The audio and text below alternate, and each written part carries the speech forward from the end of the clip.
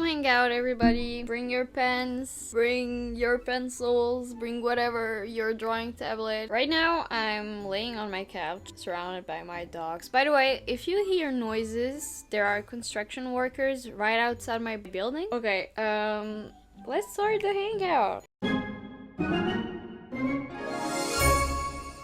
Did you get a Temu ad before this video? If yes, do you also think their marketing team is on crack? It's either that song, ooh, ooh, Temu, all of my wishes came true, or these kind of ads. Get rid of those electric water pistols! Nobody wants them for free! Destroy them all!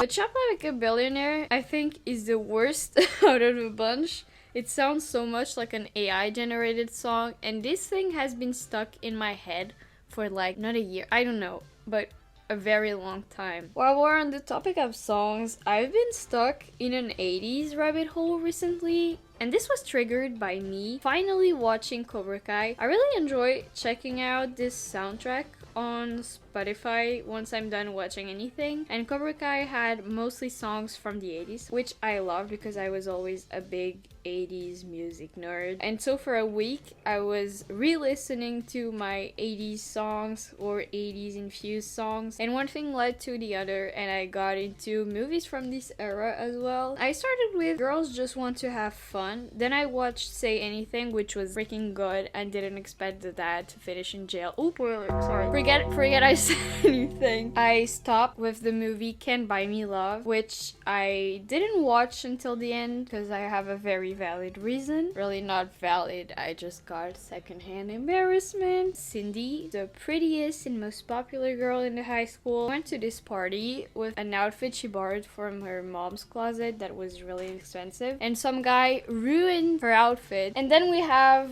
Ronald, who spent his free time doing other people's lawns to save up for a telescope, and basically he hangs out with the loser table, and he thinks his friends are boring as heck because they play poker every Friday instead of partying like other teenagers. And he was like, hey guys, dude, don't you want to spice things up a little bit? Let's go to a party. And the others don't really want to. Ronald is at the mall and he sees she's trying to get the outfit fixed before her mother notices, and he goes to her and basically he says, hey, I have $1,000 right now. I will buy you a new exact outfit if you fake date me for a month so I become popular. At first, Cindy really isn't okay with this at all because she has a boyfriend.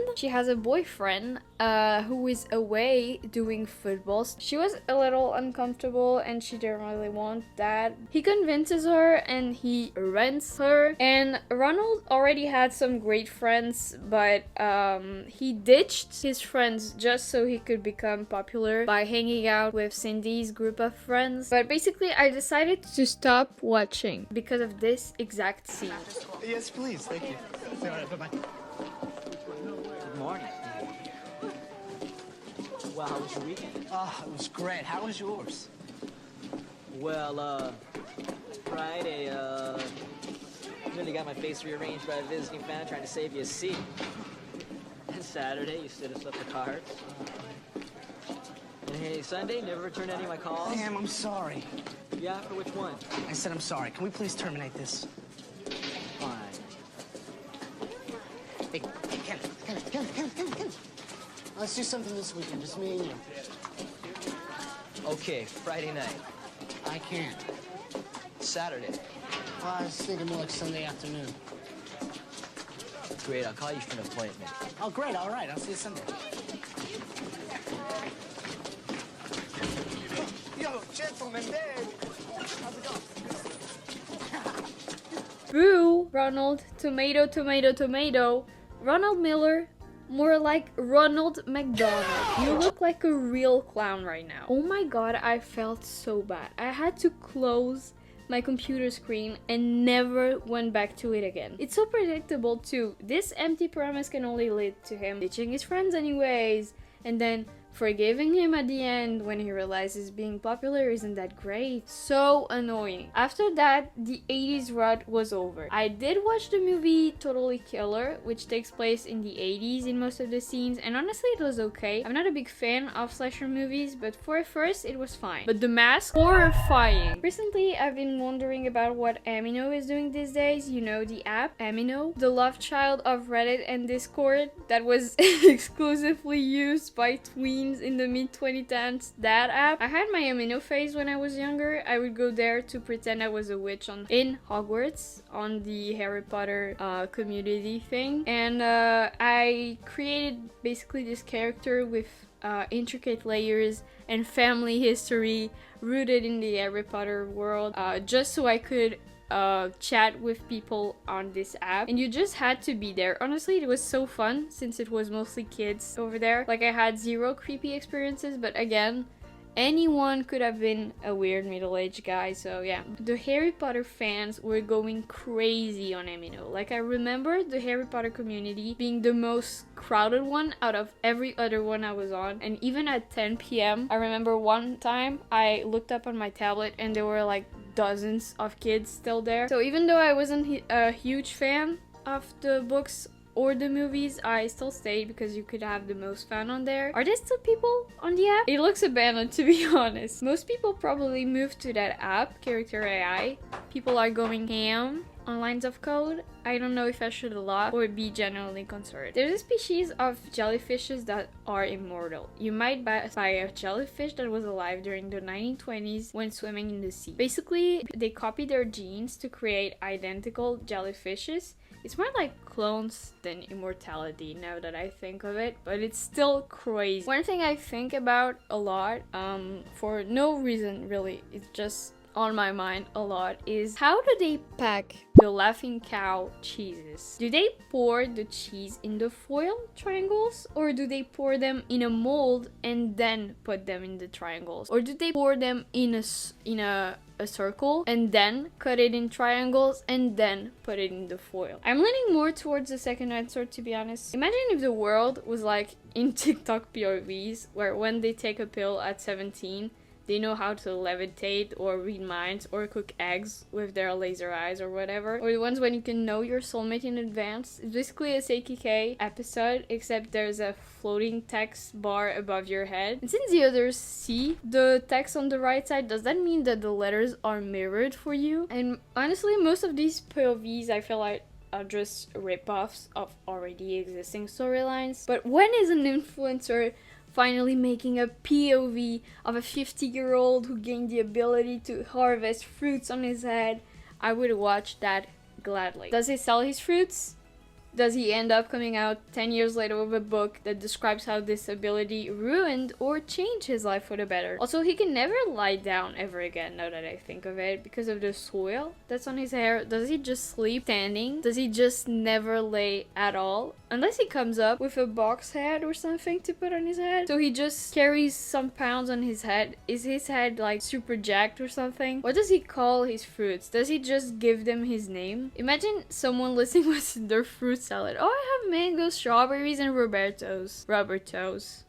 Imagine a POV of a man with rubber toes. I was so tempted to start playing Girls Go games mid-video because I don't know what to talk about. I'm talking to nobody right now as I'm filming. I need a person to look at in the eyes of. What if I make a life-size wax statue of someone for this video? My biggest flex as a kid was being probably a god at dress-up games. So imagine how humble I was when my sister put me on dress to him. Let me go on a rant. I hate Roblox. I hate how Roblox makes the characters move into walls, change every angle every 5 seconds. It's so overwhelming and confusing. Why can't they just walk like any Pokemon game, where when you go against a wall, it makes a tiny sound and you can't go through the wall? Damn. Like, how do people walk there? How are people not confused by this? The only thing I mastered, I think, was hitting the pose 28. That's the only thing I know how to do, I think, on this game. And this thing takes so much space on my laptop too. Every time I go there for like a split second, my laptop starts overheating and sounds like it got asthma. Let me preface what I'm going to say next. I love my comic and OCs. However, I have to rework my entire story and world building, and goddamn, it's very long. Basically, it revolves around this big treasure hunt, right? And for this, I spent tons and tons of time doing research. I spent a lot of time to make sure that the hints made sense and everything. But now that I changed a lot of major plot points and the time period where the treasure hunt started, the hunt as I conceived it initially doesn't work anymore, so I've been dreading the moment where I had to sit my ass down and make new puzzles again. And I think I'm gonna reuse still some things because yeah, I'm not gonna throw away the puzzles I made, but still, this time I'm gonna make sure it's not as easy as I first planned it to be. I'm gonna pull super complicated mathematical equations. I'm gonna make puzzles where you would need to have the help of that guy that calculates heights based on videos. You know that guy? Just joking. The thing I struggle with the most, I think, is the amount of characters the original story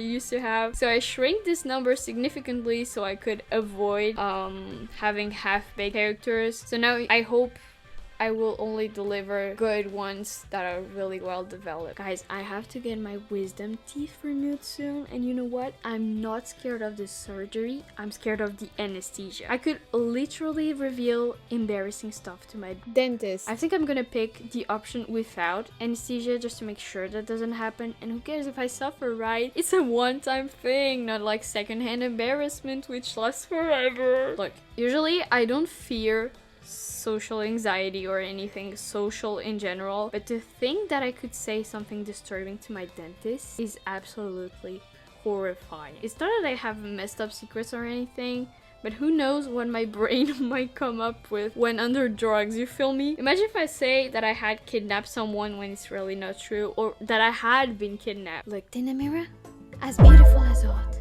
God damn, I love a piece of art.